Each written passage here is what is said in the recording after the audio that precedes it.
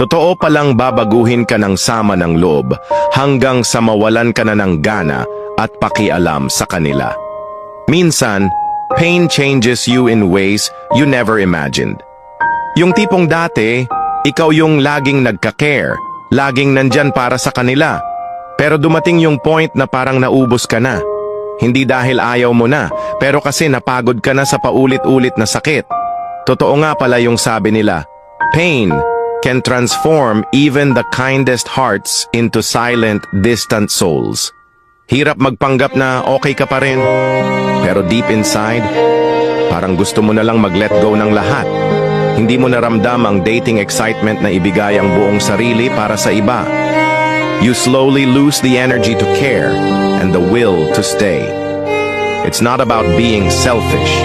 It's about protecting what little peace is left in you. Kung minsan, ang paglayo ay hindi dahil galit ka. It's simply because you're choosing yourself for once. Sa dulo, you realize that walking away doesn't mean you love them any less.